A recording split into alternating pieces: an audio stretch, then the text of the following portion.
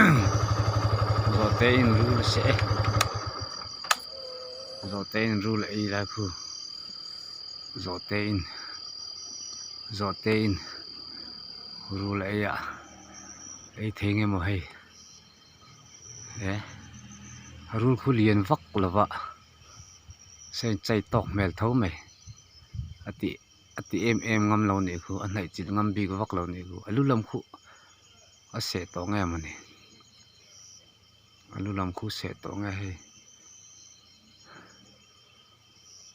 khuan tin tinga zawhte khuan ai dei meng na kina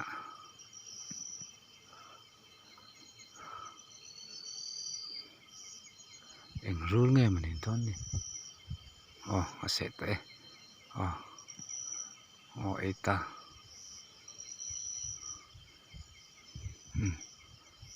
eta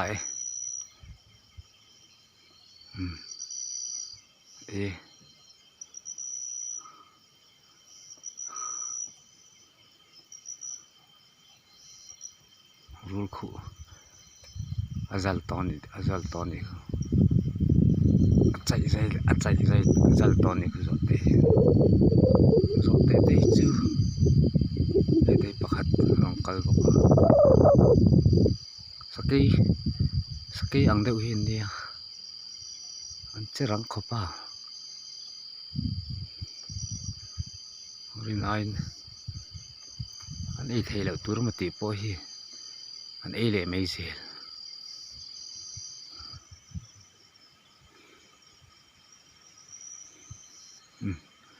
puwe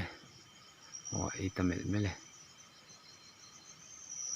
ei le thei vak lo ni seri rap mai seri rap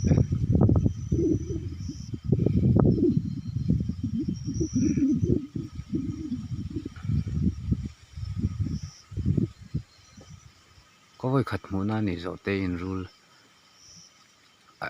ai la hi ki point kam fu lo me hei pude an tha le thina ti hian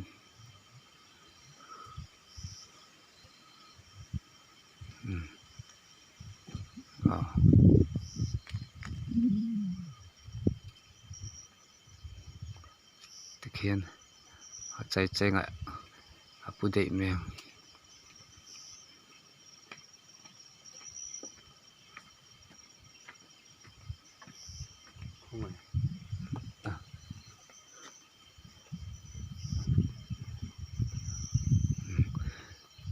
hian ei le mal mala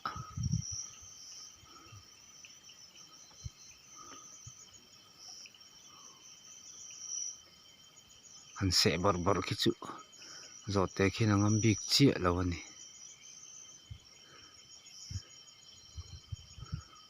rule akhi engma chang khin la ti ve fat le ngala tikhian a khelanga ati tinga ei ve thei le meng chuna kina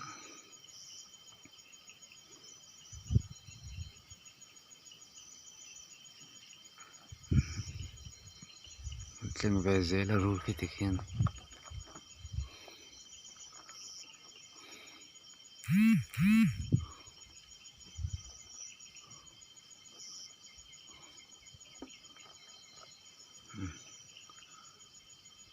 kan na ka tlai dong